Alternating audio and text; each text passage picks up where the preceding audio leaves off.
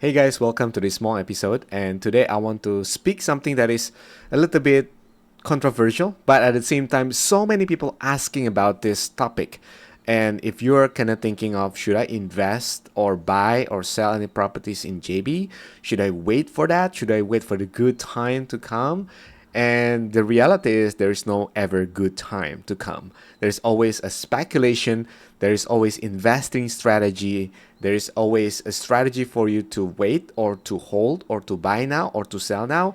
It's always an art in investing. In property, there's never been anything that 100%. Hi, my name is Drew, and if you don't know me yet, I am Indonesian, Chinese Indonesian, and I've been in Malaysia for about 8 years now. And I've been talking about these properties for quite some time. And also have a mentor that has been more than 30 years in this industry, giving the insight and sharing together what's really going on right now in JB property with the RTS coming out, with the SEZ, right? So it's very jaded and saturated at the same time. You need to know some data, some truth, what's really going on as well.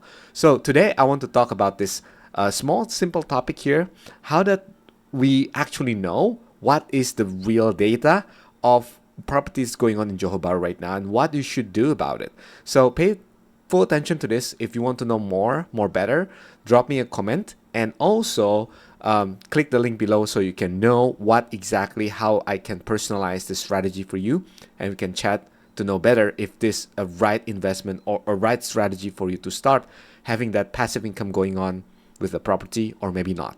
All right, so let's see the sales transaction November 2024 to 2025. One of the most famous apartments in JB that has walkable distance to RTS or CIQ. By the way, if you haven't subscribed, please hit subscribe button and I will see you inside there. All right. So let me scroll down and see what is exactly the data here, because there's something that not many people know and I want to share with you this insider insight. Okay.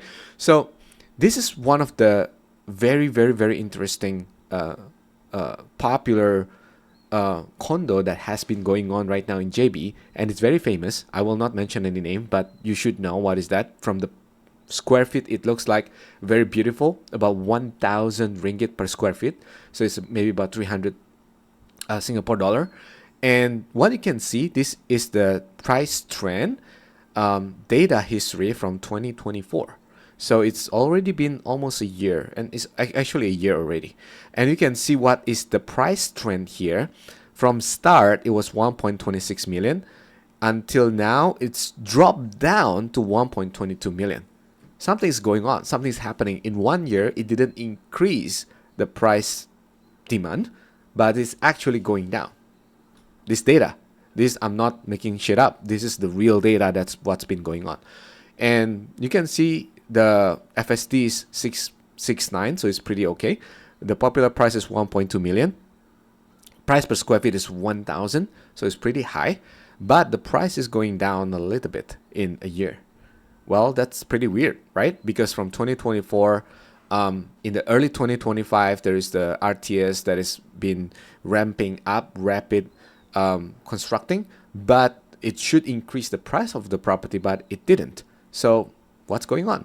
And also the rental here, as you can see, the rental for those units, the same, is that 3.5 per square feet. It's actually dropped down to even 4,130 per month. This is the average based on 74 listings that being recorded from those popularity distribution from 2024 to 2025. So what's really been going on? Why the rental is not even increasing, but it's decreasing a little bit? It's very interesting, right? Because the reason is there's no 100% guarantee in property investing. Everything is influenced by multiple external factors. As you can see and you can know, just now I mentioned many times, the RTS SEZ is going on very big, but some of the very famous condo is actually suffering, not really see any return. So I want to share with you what does that look like. So there are a couple things, right? Economy, politics, national state level master plans, developer execution, and also this the biggest thing, supply and demand. And as you can see from many comments that you see, and maybe you're one of them that commenting, the supply already been too much. There are too many supplies on that area. The demand cannot keep up. so far, okay? I'm not talking in the next 10 years, but so far, the demand is not keeping up. So what happened in the economics, if the supply keep increasing but the demand is not catching up, then the price is either stagnant or drop a little bit, or the population that's going to get there having a different standard that's going to keep ramping up. True or true? This is the thing that you need to know. What exactly that you need to understand, that anyone who promises guaranteed profit with any strategy is not telling the truth. Okay? And this is also my disclaimer here. Real investors focus on profitability and fundamentals, not certainty in 100%. There's nothing 100%, right? So you always need to do something that is called diversification. Okay? Especially if you're a beginner investor. And many people ask me this question, like, should I invest in this area or in this area? Well, the right answer to that is there is no right place for you to invest unless you know who is your target market and what is the calculation that you want to see in the next 5 years. Let me repeat that. There is no right place for you to invest unless you know two things.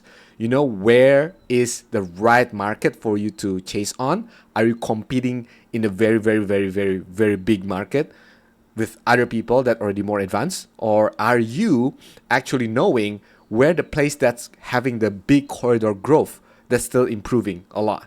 Okay? So how is the other area in JB, right? You want to know what is the characteristic from not so crowded with crazy things going on. Early growth stage with a longer appreciation runway, supported by SEZ, expansion, airport city job creation and industrial inflow, and lower entry price with higher upside potential. And you need to know what is the tenant pool. Are you competing in the same market, or is that going to targeting different market like professionals, airport staff, logistic workers, engineers, young families? These are basically day-to-day people that looking at the right place to rental without crazy price per square feet. Because if crazy price per square feet, can you imagine like you need to compete with other 1,000 sharks in the same pool? That's gonna be very tough.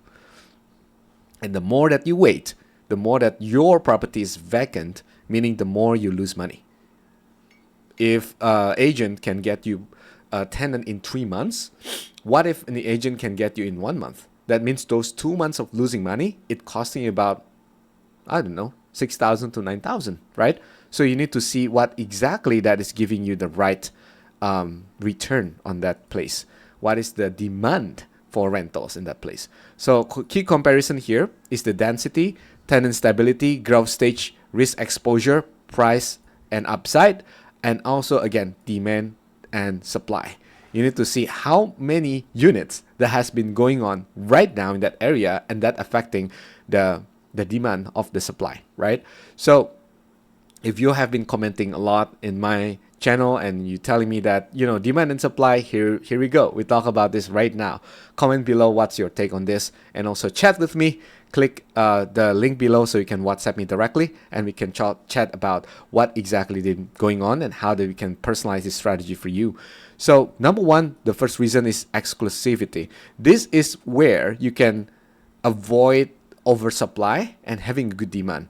So the project example, one of the project in JB has only 128 units.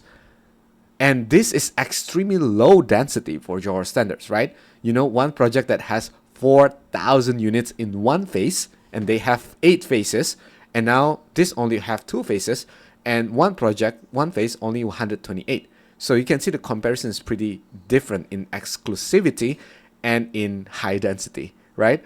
So limited supply naturally increases massive growth, long-term demand, price resilience. So when the supply is fixed and cannot be easily duplicated, price trend tends to hold strong even when market swings, right? This is very important. Market can swing anytime with internal factors and external factors.